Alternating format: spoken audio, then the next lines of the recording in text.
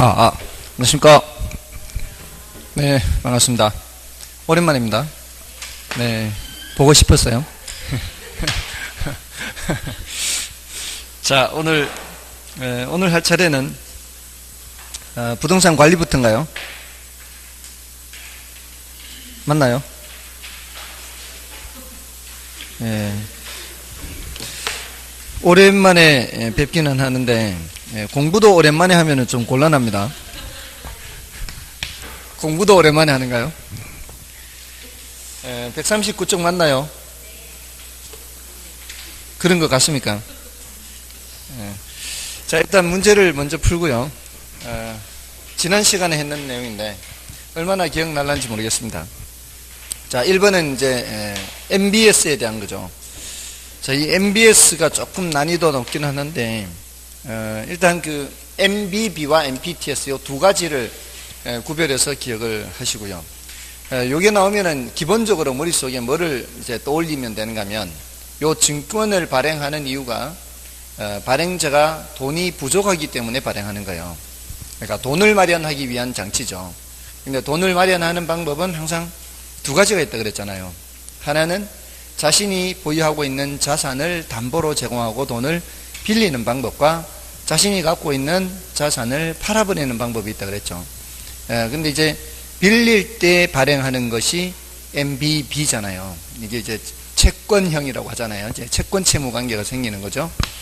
근데 팔아버리는 거, 갖고 있는 자산을 팔아버리는데 한 사람이 살 수가 없으니까 많은 사람들이 사야 되니까 옷을 나누어 사게끔 증서를 나누어 주잖아요. 이게 이제 MPTS죠. 그러니까 그걸 기본적으로 생각하면은 원래 저당 채권 집합, 원래 2차 금융기관 발행자가 갖고 있던 저당 채권 집합이 소유권이 누구한테 있는지, 누구한테 넘어가는지, 권리를 갖고 있으면 위험부담도 넘어가는지 그렇지 않은지를 알 수 있단 말이에요. 그래서 지금 1번에 MPTS는 지분형이죠. 지분형. 이제 자산을 팔아버리는 거잖아요. 그래서 지분형 주택저당증권으로 관련 위험이 투자자에게 이전되는 거죠. 다 팔아버리는 거니까. 나누어 파는 거잖아. 나누어서. 다음에 2번은 한국주택금융공사는 이거는 어렵지 않죠. 주택저당증권 발행하는 거. 다음에 MBB의 투자자는 했어요. 자, MBB의 투자자 하면은 요거는 최초의 주택저당채권 집합에 대한 소유권을 갖지 않죠. 발행자가 이걸 다 갖고 있죠. 그래서 2번이 틀렸습니다. 3번인가요? 제가 지금 사람이 그럴 수도 있지 뭘 그래. 3번. 저는 실전에서는 이래도 안 틀려요. 다시 하긴 하기 때문에. 4번 CMO의 경우 만기가 다른 여러 개의 트렌치로 발행되며 원리금의 지불이 순차적으로 이루어진다. 맞죠? 여기 여러 개의 트렌치가 순차적으로 이루어져서 제일 먼저 앞선 선순위 증권이 신용등급이 높고 마지막에 신용등급이 낮고 이렇게 되죠. 그 다음에 CMO는 혼합형이에요? 지분형이에요? 채권형이에요? 혼합형이잖아요. 혼합형인데 기본적으로 번역이 될 때 채권으로 번역이 되죠. 채권으로 번역이 된다는 얘기는 기본적으로 돈을 빌리고 빌려준다라는 얘기예요. 그러려면은 원래 갖고 있던 주택저당 채권 집합을 발행자가 소유하고 있어야 되겠죠. 그래서 그 발행자가 주택저당 채권 집합물에 대한 소유권을 갖습니다. 그래서 맞는 말이고요. 다음에 2번 저당담보증권 MBB에 대한 설명으로 틀린 것은 발행기관이 주택저당 채권 집합물을 담보로 발행하는 채권형 증권이다. 맞죠? MBB는 채권형. 발행기관은 저당 차입자로부터 받는 원리금을 투자자에게 바로 이체하지 않고 자신들이 발행한 MBB에 대해 새로운 원리금을 지불한다. 맞죠? 이게 저당 차입자가 원리금을 상환을 하더라도 그 원리금을 바로 이체하는 게 아니죠. 별도의 채권 채무라 그랬죠. 발행자는 저당 차입자에 대해서는 채권자, 그리고 MBB 갖고 있는 사람한테서는 채무자가 되죠. 그러니까 저당 차입자가 원리금을 넘기는 것과 발행자가 MBB 투자자에게 원리금 넘기는 것은 별개죠, 별개. 그러니까 바로 이체하지 않고 새로운 원리금을 지불하게 되는 겁니다. 다음에 발행자의 만기 전 변제에 대한 콜 방어가 인정된다. 자, 이게 발행자가 만기 전 변제하는 거, 여기 이제 콜 하는 거죠. 발행자가 MBB를 발행한 발행기관이 콜, 오세요. 일찍 끝내겠다는 얘기죠. 근데 MBB의 경우에는 만기 전 변제를 할 수 있어요, 없어요?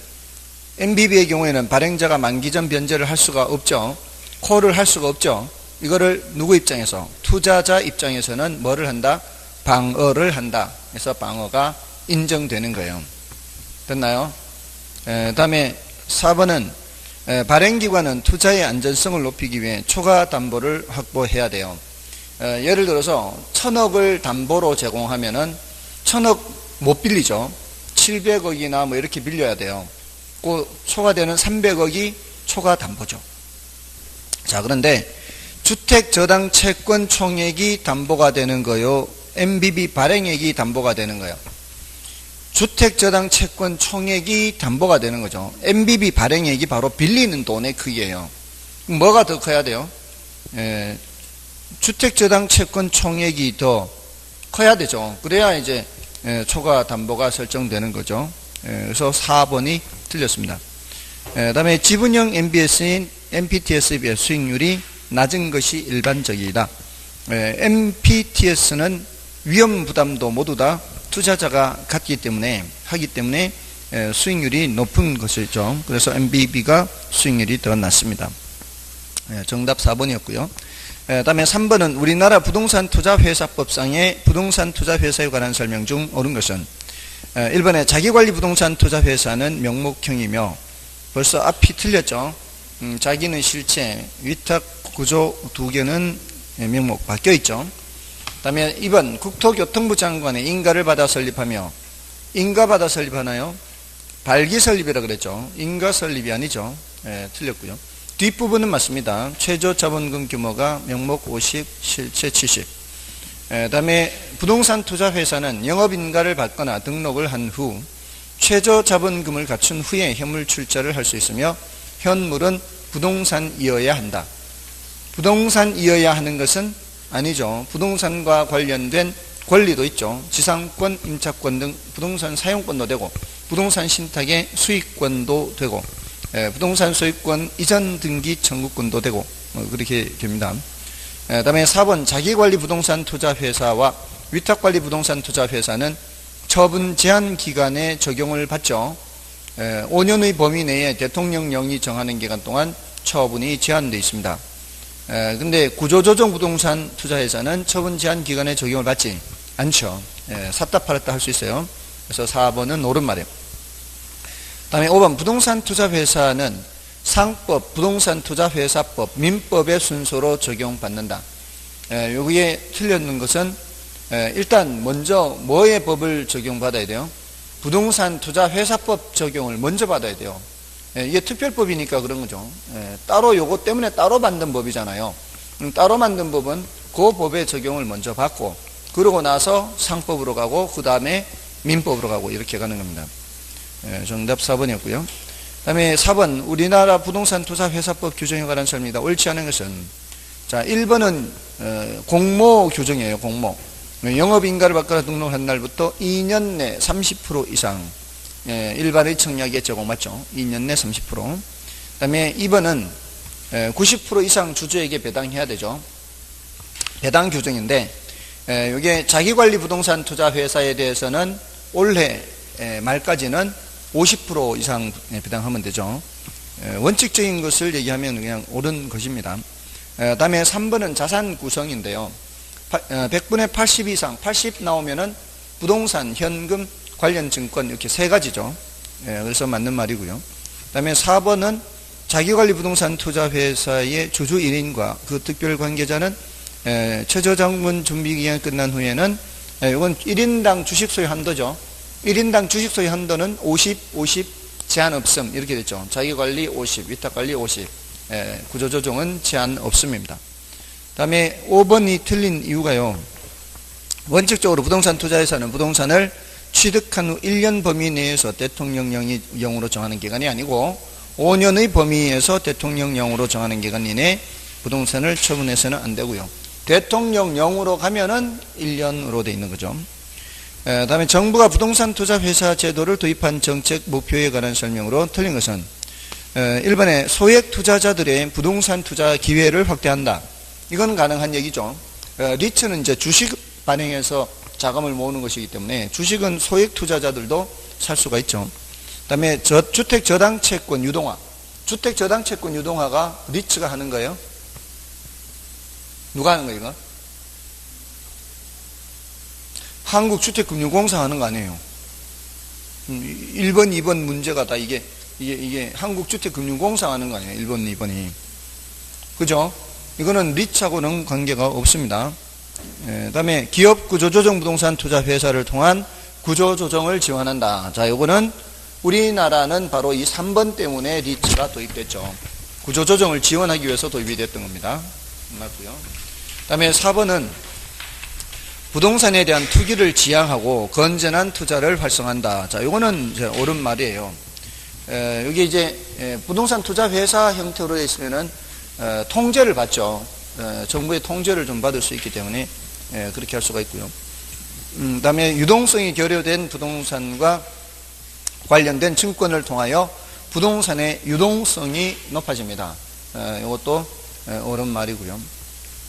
다음에 6번은 프로젝트 파이낸싱 방식과 전통적 저당과의 차이점에 대한 설명이다. 틀린 것은 1번 자금 대부단이 누구예요? 금융기관이죠.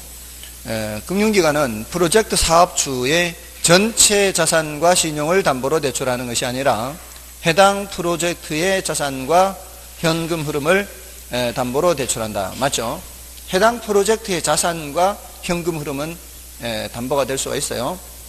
다른 사업주의 다른 이제 전체 자산 이걸 담보하는 것은 아니고요. 그다음에 2번에 프로젝트 파이낸싱의 금리는 일반적으로 일반 대출보다 높다. 맞죠? 따라서 자금 대부다는 부유의 금융 효과를 얻을 수 있다. 이게 말이 안 되죠. 전혀 엉뚱한 얘기를 하고 있는 거예요. 전혀 관련 없는 얘기를 하고 있는 거고, 거기에다가 부유의 금융 효과는 자금 대부단이 얻는 것이 아니라 누가 얻는 거예요? 사업주가 얻는 거죠. 자금 대부단은 금융기관이죠. 금융기관. 자금 대부단이 금융기관이에요. 다음에 3번 사업에서 발생될 현금의 흐름이 주된 채무 변제 재원이며 개발업자의 개인적 채무가 없는 비소구 금융이다. 그렇죠. 이게 이제 이론적인 모습이고, 이론적인 모습의 경우는 이제 금융기관이 너무 위험이 크니까 현실적으로는 제한적 소구가 많다. 그랬죠. 다음에 4번에 프로젝트와 관련된 운영 위험, 재무 위험 등 각종 위험을 이해관계자들에게 적절히 분담시킬 수 있어 개별 이해관계자의 위험을 최소화한다. 이거는 맞는 말이죠. 참여자들한테 지분으로 투자를 하게 한다거나 좀 보증을 서게 한다거나 이렇게 해서 많이 위험을 최소화하죠. 다음에 5번 프로젝트 파이낸싱은 철저한 사업의 검토가 이루어져 정보의 비대칭 문제를 줄일 수 있는 장점이 있다. 이건 누구 입장에서의 장점이에요? 정보의 비대칭 문제를 줄이는 것은 금융기관 입장에서의 장점입니다. 금융기관이 갖고 있는 장점이에요. 이게 어떤 의미인가 하면은 이거라고 그랬어요. 그 대출을 해주기 전에 사업성 검토를 한다. 누가 사업성 검토를 해요? 금융기관이 프로젝트를 받아서 담보도 없이 대출을 해주는데 사업성 검토를 안 해주고 대출해 줄 수 없잖아요. 그럼 이 일이 어떤 일인지에 대해서 잘 안다 그랬죠. 그리고 대출을 해준 이후에 에스크로 계정을 둔다 그랬죠. 대출금을 통제를 한단 말이에요. 그래서 일반 담보대출에서는 이런 거 있어요, 없어요? 일반 담보대출에서는 담보를 제공받기 때문에 그 대출받은 사람이 돈 들고 강원랜드로 가도 관계없다 그랬잖아요. 알 수가 없잖아요. 그러면은 대출금이 비효율적으로 사용되더라도 통제할 수 있는 수단이 없어요. 근데 이 프로젝트 파이낸싱은 허투루 돈이 사용되는 것을 막을 수가 있어요. 통제가 되니까. 그리고 어떤 사업인지를 알고 대출을 해주고. 그러니까 금융기관 입장에서는 돈이 허투루 사용되지 못하도록 할 수 있단 말이에요. 그게 금융기관 입장에서는 좀 더 유리한 측면이 있다는 얘기죠. 그래서 정보의 비대칭 문제가 줄어든다. 저 녀석이 뭘 하는지에 대해서 금융기관이 안다는 얘기예요. 그러면은 자금이 비효율적으로 사용되는 것을 막을 수가 있는 거죠. 그래서 금융기관 입장에서의 장점이에요. 그러니까 금융기관 입장에서의 장점은 많지는 않아요. 많지는 않은데 높은 금융비용, 높은 수익 이거 하고요. 또는 정보의 비대칭 문제를 줄일 수 있다는 거. 이런 거는 이제 일반 대출에 비해서 장점이라고 그러고, 또 위험을 분산시킨다. 이거는 이제 장점이라기보다는 위험을 분산시킬 수 있죠. 여러 가지 장치를 통해서. 그런 것들이 금융기관 입장에서의 그래도 긍정적인 면이다 볼 수 있습니다. 다음에 7번에 한국주택금융공사의 업무가 아닌 것은 했어요. 자, 이게 나오네요. 주택저당채권 유동화, 이게 누구의 업무라고요? 주택저당채권 유동화는 한국주택금융공사의 업무라고요. 다음에 저당채권 보유가 나오죠. 자, 저당채권 보유. 이 저당채권을 유동화하기 위해서는 채권도 보유도 확인은 해야 되겠죠. 해야 되고요. 다음에 주택건설사업자가 선분양한 주택의 완공보증. 맞나요? 이게 꼭 들어서 아는 건 아니더라도 느낌상 이게 한국주택금융공사가 이런 일을 할까 이런 느낌이 오지 않나요? 글쎄요. 아니, 한국주택금융공사는 금융이잖아요. 금융. 자금융통. 대출 뭐 이런 것들. 보증 이런 것들. 금융 업무죠. 금융 업무. 근데 주택건설사업자가 선분양한 주택의 완공보증, 이거는 한국주택금융공사가 하는 것은 아니에요. 한국 토지주택공사도 있고, 주택금융공사도 있고, 여러 공기업들이 있죠. 그 여러 공기업들 중에 주택도시보증공사라는 게 있어요. 주택도시보증공사. 들어보셨어요? 오늘 이제 처음 들어보시면 이제 들어보세요. 주택도시보증공사라는 게 혹시 예전에 세종시에 어디 철근을 덜 넣은 아파트가 있었는데, 예? 모함이 이래. 이름이 너무 어렵다. 그냥 모아라 할게, 모아. 모아가 뭔지 몰라고 뒤에 건 모르겠는데, 거기 어떻게 됐어요, 결국? 보강 건설 하겠죠, 보강. 일단, 그게 주택도시보증공사에서 그런 걸 한다고요. 이게 이제 이 단계에 따라서, 이걸 완공을 못할 상황이면, 그 입주자들 이제 계약금 넣고, 1차 중도금 넣고, 2차 중도금 넣고, 넣었을 거 아니에요. 그런 거 피해 보상을 해주고, 입주자들, 입주 예정자들이죠. 분양받은 사람들. 그리고 이게 문제가 생겼을 때는 완공을 보증해주고, 회사가 부도날 수 있잖아요. 회사가 부도날 경우에는 그 보증해주고, 이런 역할을 주택도시보증공사가 한다고요. 세상 참 좋죠. 옛날에는 그 회사 부도나면은 막 돈 날리고 하는 사람들, 피해보는 사람들 엄청 많았잖아요. 그런 부작용이 있으니까 그런 것들을 이제 보완하기 위해서 주택도시보증공사가 그런 거예요. 근데요, 아무 주택에 하는 거 아니에요. 규모가 일정 규모 이상이 될 때는 의무적으로 주택도시보증공사에 보증보험에 가입하게 돼 있어요. 건설사가 가입하게 돼 있는데, 규모가 작은 경우에는 그게 의무사항이 아니에요. 그러니까 규모가 작은 무슨 상가라든가 아파트에 분양받으려고 할 때는 보증보험에 가입되어 있는지를 반드시 확인하고 분양 신청을 해야 돼요. 분양 신청할 때 혹시 부도날 수 있으니까, 건설사가. 아시겠죠? 보통 우리 대단지로 하는 그런 분양은 다 보험이 다 가입되어 있기 때문에 그런 경우는 전혀 문제가 안 돼요. 근데 그렇지 않은 경우에는 피해를 볼 수 있어요. 규모가 작을 때는. 그럴 때는 그 건설사가 보증보험에 가입되어 있는지를 확인하고 분양 신청하라고요. 아시겠습니까? 별로 하고 별로 관심이 없는 것 같아요.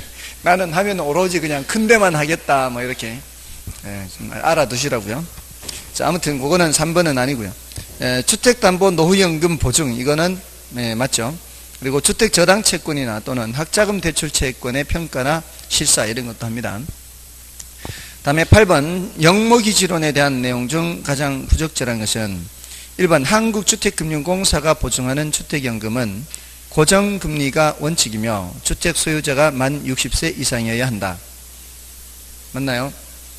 주택 소유자 또는 배우자죠. 주택 소유자 또는 배우자.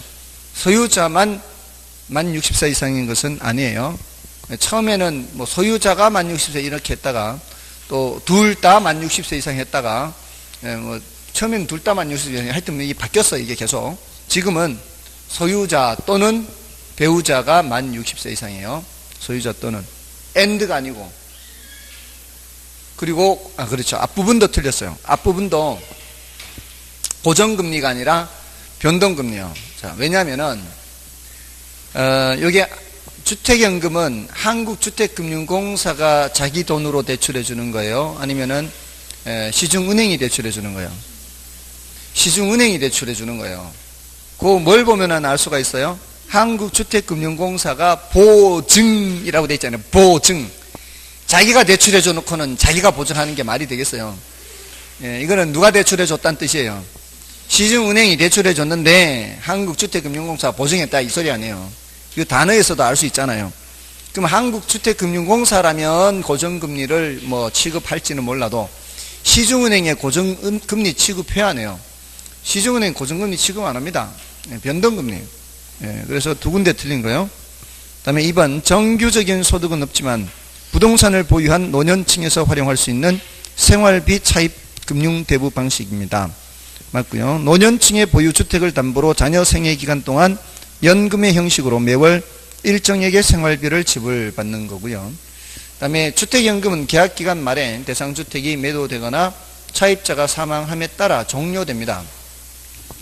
그리고 주택연금이 종료되면 담보부동산의 매도 등을 통하여 주택연금 지불액의 원리금 합계액이 일시불로 상환되죠.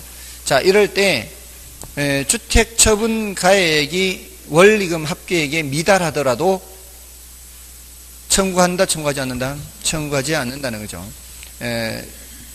그 주택에서만 해결을 하려고 하는 거죠. 예외적으로 그 사람의 다른 재산에 청구할 때는 있어요. 예외적으로 그 사람의 다른 재산. 왜냐하면은 이 사람이 뭐 체불 임금이 발생했거나 당해세를 내지 않았거나 이러면은 경매 넘어갔을 때 그게 제일 먼저 빠져나가죠. 체불 임금과 당해세가 제일 먼저 빠져나가요. 그게 먼저 빠져나가는 바람에 부족할 때에는 그 사람이 갖고 있는 다른 재산에 대해서는 청구할 수가 있어요. 근데 어떠한 경우라도 법정 상속인한테 청구하지는 않습니다. 그렇고요. 다음에 9번 부동산 개발 사업에서 시장 위험에 대한 설명으로 타당하지 않은 것은 1번에 부동산 개발 사업은 그 기간이 장기이므로 예측 불가능한 사항이 많이 발생해 시장 변동 상황에 신속히 대처하기가 어렵다. 그렇죠. 다음에 개발 초기 단계는 매수자의 시장 위험은 크고 개발 사업의 가치는 낮다. 초기 단계니까 위험이 크죠. 대신 분양하더라도 싼 값으로 분양하겠죠. 피가 덜 붙은 상태.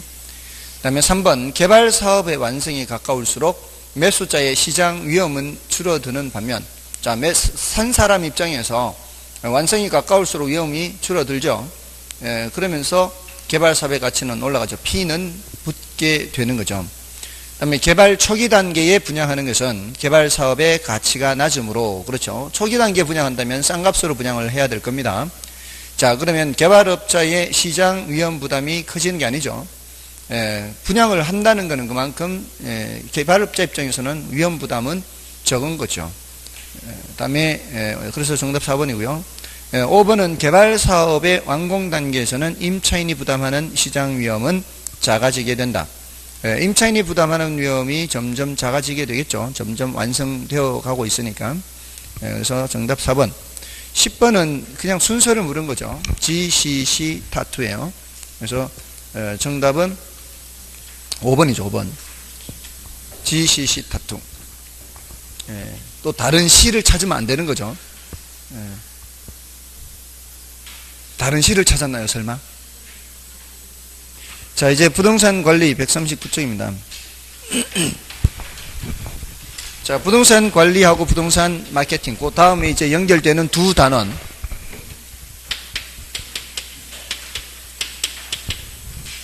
근데 오신 지가 오늘이 첫째 날이에요? 그러니까. 근데 공부 좀 다른 데서 좀 하시다 오셨나요? 아니면 여기 처음인가? 그럼 꽤 오래됐네. 예. 예, 그래도 기억은 조금 나시나요? 그래요? 다행입니다. 타의 모범이 돼. 타의 모범이 돼. 예, 이따 마칠 때 상장 수여하는.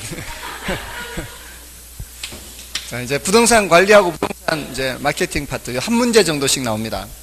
근데 이제 여기서 주로 출제되는 주제가 부동산 관리의 영역, 부동산 관리의 내용, 부동산 관리의 방식, 요 세 개 주제예요. 최근 10년간 요 세 개 주제에서 한 11문제 정도, 10문제, 11문제. 나머지 이제 2문제 정도가 여기서 나왔는데, 2~3문제라고도 할 수도 있는데, 사실상은 뭐 2문제라고 봐야 돼요. 왜냐하면 지문은 등장하더라도, 저는 이제 결국은 뭘로 판단하는가 하면, 정답 지문이 어디에서 나왔냐, 이 말이에요. 정답 지문이 이 중에서 나왔느냐, 이 중에서 나왔느냐. 정답 지문이 여기서 2개예요. 지문은 서너 회차에 걸쳐서 출제가 됐다 하더라도, 이제 임차인 선정 기준, 임대료 산정 방법, 그 다음에 건물 생애 주기, 이런 잡다한 내용들이에요. 그러니까 압도적으로 이게 중요하다는 얘기죠. 이게 정답 지문을 기준으로 봤을 때, 요 세 군데서 정답이 무려 11번이나 출제가 됐으니까요. 자, 그 중에서 제일 많이 출제된 게 이제 부동산 관리 방식이고요.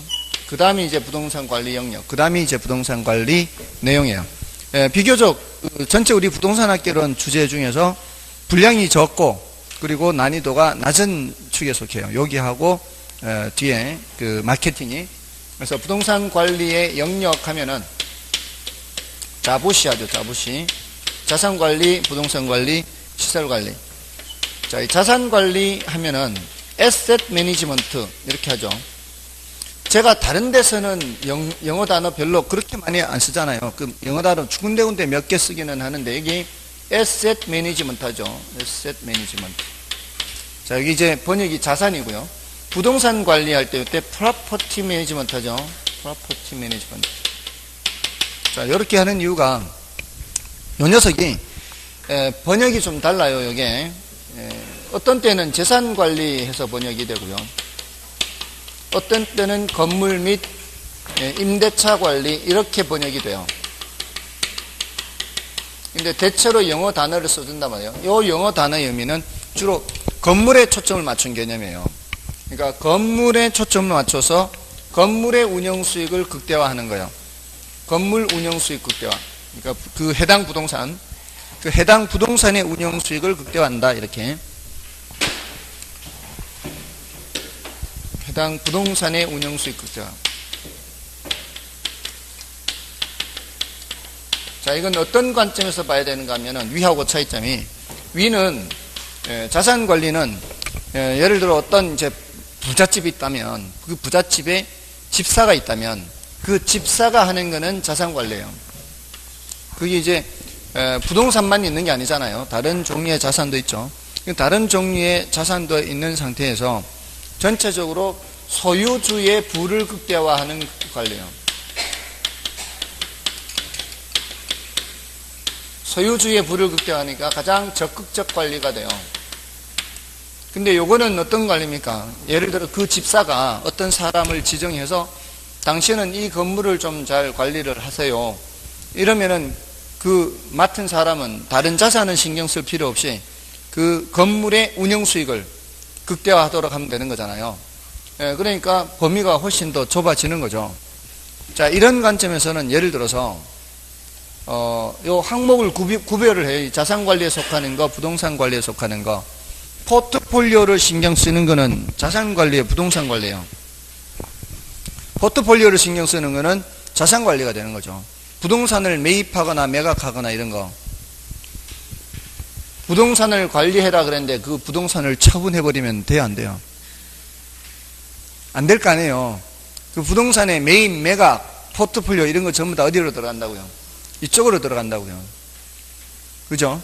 그래서 그 항목들을 보시면은 그 140쪽에 항목들을 보시면 자산관리에 보시면은 포트폴리오, 그 다음에 두 번째, 세 번째, 네 번째 있죠. 부동산의 매입 및 매각관리, 자금조달 이런 것들은 자산관리에 속해야 된다 해봐야 되겠죠. 또는 니은의 재투자 또는 재개발, 재개발, 재투자 뭐 이런 것들은 자산관리에 속한다고 봐야 되고요. 나머지는 참고로 보시고요. 다음에 부동산 관리를 보세요. 부동산 관리를 보면은 거기 기억, 니은, 디귿, 리을, 미음 항목들을 보면은 그 항목들 앞에다가 건물을 집어넣어 보세요. 건물을 집어넣어서 말이 다 돼요. 건물의 수익 목표 수립, 건물의 자본적 및 수익적 지출 계획 수립, 건물의 연간 예산 수립. 어디에 다 초점을 맞추는 거예요? 건물에 초점을 맞추는 거예요. 다른 자산 신경 쓸 필요 없어요. 딱 그 해당 부동산의 운영 수익만 극대화하면 되는 거예요. 자, 그렇게 해서 구별을 좀 하면 돼요. 근데 시설 관리가 제일 쉽죠. 시설 관리가 구별하기가 제일 쉬워요. 이건 영어 단어도 알 필요 없어요. 이거는 시설 유지 관리이기 때문에 시설 유지 관리고 가장 소극적 관리예요. 이 정도고요. 그다음에 부동산 관리의 내용. 부동산 관리 내용은 이제 법경기하죠. 법적 관리, 경제적 관리, 기술적 관리. 법경기 이렇게 하는데 거기에 항목에 해당하는 거 구별을 하면 돼요. 이것도 법적 관리하면 주로 권리 측면을 보잖아요. 권리 관계를 조정한다거나 이렇게. 그리고 계약이라든가 예약이라든가 이런 단어가 나오죠. 자, 여기서 좀 주의를 할 거는 토지 도난 방지 대책 이런 것들이죠. 원래 도난 방지는 어디서 나오는 얘기예요? 원래 도난 방지는 기술적 관리에서 나오는 거예요. 방범 대책 뭐 이런 거니까. 근데 토지의 경우에는 이거는 서류상의 문제죠. 토지 도난 이런 문제는 서류상의 문제예요. 그러니까 이거는 법적인 측면으로 얘기를 해야 되는 거예요. 그거 조심하시고요. 그다음에 경제적인 측면에서는 돈이 들어오고 나가는 거, 수익이나 비용, 가치, 가격 이런 관점이란 말이에요. 그러니까 수지 관리 그래요. 수지 관리 또는 회계 관리라고 할 수도 있죠. 수지 관리, 회계 관리. 그리고 여기서는 조심할 게 이제 인력 관리죠. 부동산을 관리하는 인력을 관리하는 거예요.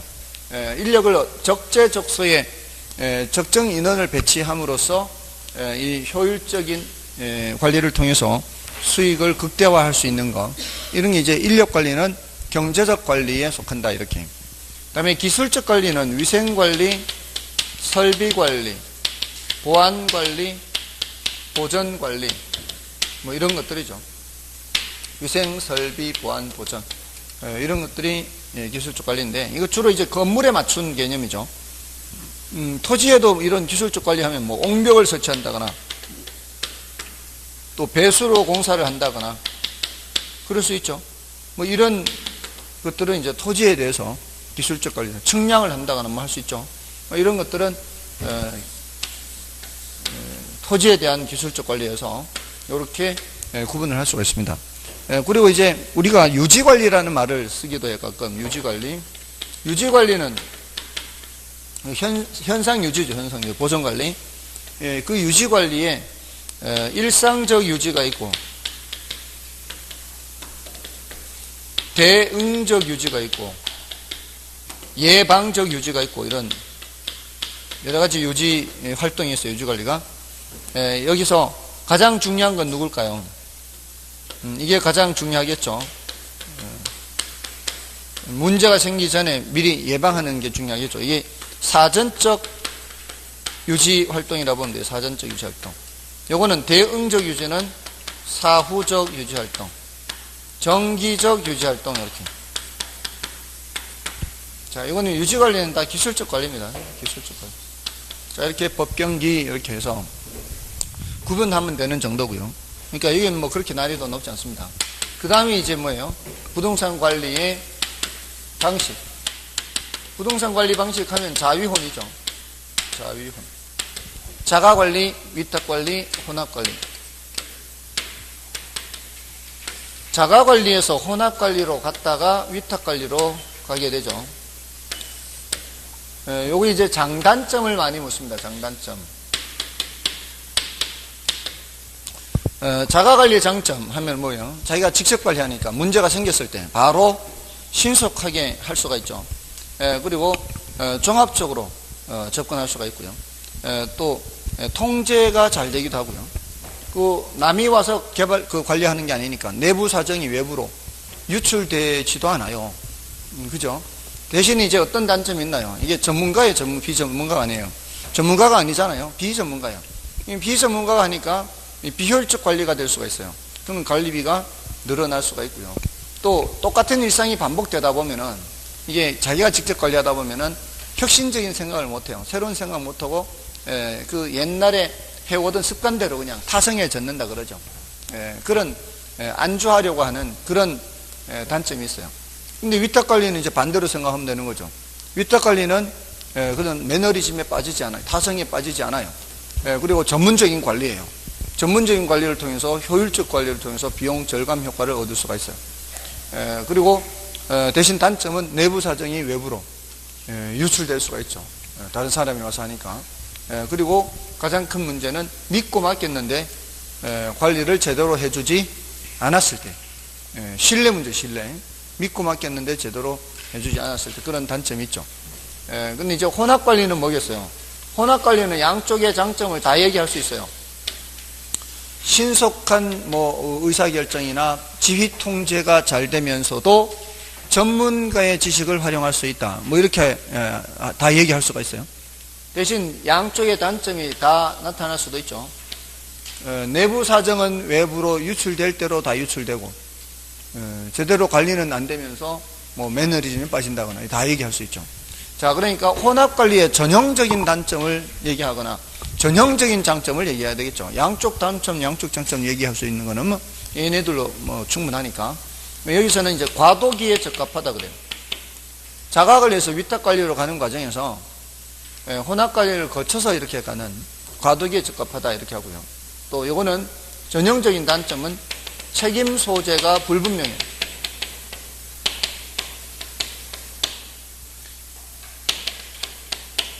누가 잘했는지 못했는지 책임 소재를 가리기가 쉽지 않다는 거죠. 우리나라는 지금 이 위탁관리라든가 혼합관리가 예전에 비해서 많아졌어요. IMF 때문에 이런 현상이 나타난 거예요. IMF 이후로 우리나라가 이제 IMF가 이제 외국 돈이 부족한 거 아니에요. 그래서 외국 돈 마련하기 위해서 어떻게 해야 돼요? 우선 금 팔아야 되잖아요. 금 모기 사업. 근데 금 팔아 가지고는 달러가 그렇게 많이 모이지는 않는 거죠. 어떤 상징적인 것은 될 수 있지만 실질적으로는 달러의 크기가 그렇게 크진 않아요. 금 팔아 가지고는. 여러분들 집에 있는 금 팔아 가지고 돈 마련한다 생각해 보세요. 얼마나 될 것 같아요? 몇백만 원?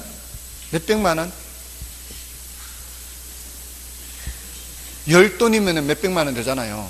한 돈에 20만 원 가까이 되니까 200만 원 되죠. 몇백만 원. 근데 10돈 정도야 있을 수는 있지만 그걸 막 1kg 이렇게 갖고 있는 사람 별로 없잖아요. 그죠? 1kg 이렇게 갖고 있는 사람 별로 없을 거예요. 그게 1kg이 얼마 정도 되는지 아십니까? 1kg이 한 5, 6천 되는 것 같더라고요. 5천만 원? 6천? 그게 그 5만 원짜리로 5천만 원과 6천만 원 무게가 비슷하대요. 근데 여기에 부피가 너무 크잖아요. 그러니까 그때 마늘밭에 돈 몇백억 숨긴 그 바보 같은 놈이 금으로 바꿔서 숨겨놨어야지. 그럼 찾기가 더 어렵잖아요. 이게 부피가 크니까 찾기가 쉽잖아. 그죠? 만약에 저라면은 금으로 바꿨을 거예요. 그죠? 금으로 바꿔서 저기 넣어 놓으면은 이게 포크레인으로 긁다가 그렇게 된 거 아니에요. 덩치가 크니까 쉽게 나오는 거지, 이게. 덩치가 작으면은 깊숙이 물으면 잘 안 나올 거 아니에요. 아무튼, 그래서 IMF 때 딴 데로 가지 말자고요. IMF 때 우리나라 부동산을 팔아야 돈이 될 거 아니에요. 그래서 부동산을 판 거예요. 사실 그 전에 제가 뭐 책을 읽을 때는 우리나라 그 부동산을 외국인들이 소유하기가 굉장히 어려웠어요. 그때 우리나라 땅을 함부로 외국인이 소유를 못하는구나, 부동산 그렇게 알고 있었단 말이에요. 근데 IMF 때 돈 마련하려니까 어떻게 할 수 없잖아요. 우리나라 부동산을 외국인이 소유하기 쉬운 구조로 바꿔놓은 거죠. 그러니까 외국 사람들이 와서 이제 많이 산 거예요. 그러니까 달러가 많이 들어온 거죠. 그때 재미교포들이 엄청 많이 샀다고 해요. 재미교포들이 이제 영주권을 갖고 있는 사람들이 우리나라 땅을 많이 산 거죠. 건물도 사고. 그 사람들 엄청 많이 벌었겠죠.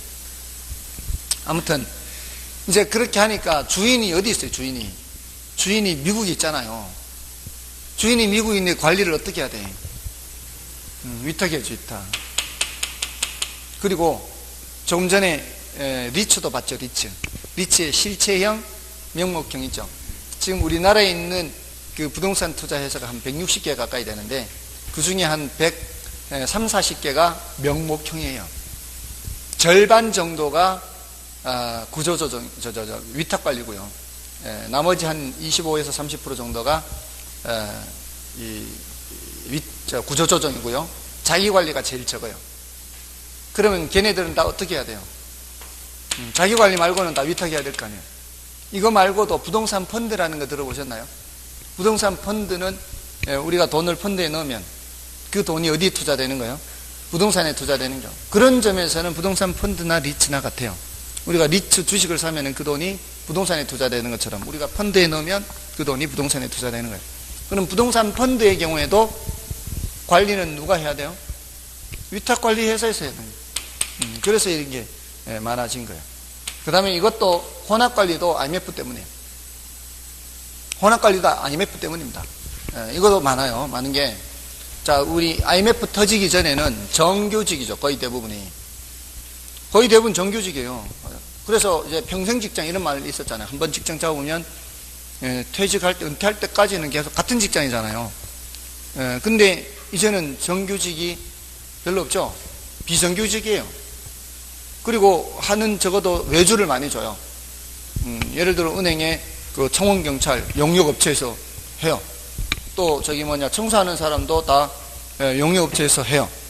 자, 그런 거 전부 다 이거죠. 이게 보안관리 뭐 이런 것들을 맡기는 거죠. 일부는 자기가 직접 하고 기술적 관리에 해당하는 건 좀 맡기고. 그래서 IMF라는 게 우리 삶을 이렇게 바꿔놓은 거예요. 이런 게 많아진 거예요.